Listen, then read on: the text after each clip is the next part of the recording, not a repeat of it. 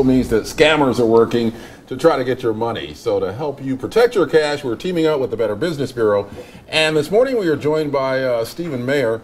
And Stephen, what kind of scams are we talking about? How are these companies or these scammers trying to get people's money? Well, unfortunately, it really runs the gambit out there. When you're talking about scammers, they're really creative. They come up with all sorts of ways to get your money. So one thing we really see a lot of is those fake travel deals. And that's one thing we'll get into in just a moment. But those travel packages, they offer great deals, great prices. You think it's going to be a good deal, and then you buy it, and you're in trouble down the line. So we'll get into that in a little bit. Yeah, how common are these scams? Really common. We got some good stats here for you that we pulled through our main office. And you might not think this is a big problem in your area, but it really is. Let's go and run through some of these numbers. Just in 2016 alone, we had 9 victims reporting some sort of travel scam. Not a lot, but the average price that they lost was $32,000. So it really puts it into perspective for you.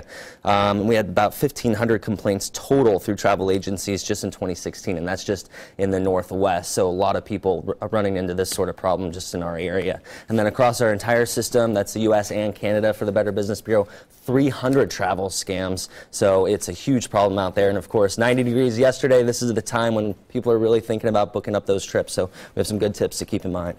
Stephen, what should people look out for? Yeah, so the first thing is use a company or a website that you can trust. These are going to be all common sense tips, but they're really going to save you a lot of money possibly and then a big headache down the line. So if you're using a travel company, just use one that you can trust. We all know those reputable names that have been around for a while. So I would really recommend going with one that you know and that you trust. And of course, get those details in writing, get a receipt, get an itinerary. In writing these days means through email a lot as well. So have those hard copies as well. If you're traveling in another country, you don't want to use those roaming fees, maybe you can't access the website, print out those details just so you have that backup copy. One thing we also recommend, always pay with a credit card. You're going to have that extra layer of protection through the credit card companies. They got a room full of lawyers out there who can fight on your behalf if you're disputing one of those charges. So that's going to be an extra layer of protection as opposed to using a debit card or cash. Yeah, good advice. And this is the time of year, as you say, that people are planning those summer vacations, family vacations.